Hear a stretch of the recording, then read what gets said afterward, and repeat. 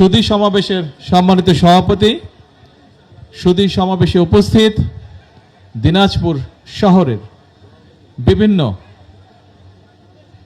শ্রেণী পেশার সম্মানিত উপস্থিতিবৃন্দ, উপস্থিত মুসলমান ভাইরা সহ বোনেরা সহ বিভিন্ন ধর্মের ভাই বোনেরা, উপস্থিত ভাই বোনেরা এবং এলাকাবাসী, আসসালামু আলাইকুম।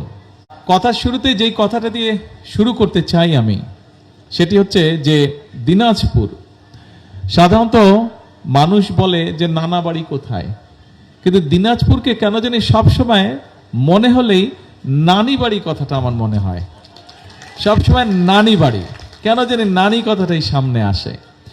এই দিনাজপুর শহরটা, এখানে বেশ কিছু স্মৃতি আছে আমার। বালুবাড়ির স্মৃতি আছে, বালুবাড়িতে নানি বাড়ি, সেখানকার বেশ কিছু স্মৃতি আছে। তারপরে ঘাসিপাড়ায় ছিল, বালুবাড়িতে আসার আগে ঘাসিপাড়ায় ছিল নানি বাড়ি, সেই ঘাসিপাড়ার কথা কিছুটা খেয়াল আছে, অল্প স্বল্প, বহু বছর আগের কথা, সব পরিষ্কার মনেও নেই। তো এখন স্বাভাবিকভাবেই এই এলাকার প্রতি কিছুটা তো টান থাকবেই, এই এলাকার প্রতি একটা ডিফারেন্ট একটা টান থাকবেই। সেজন্যই দায়িত্বও আছে।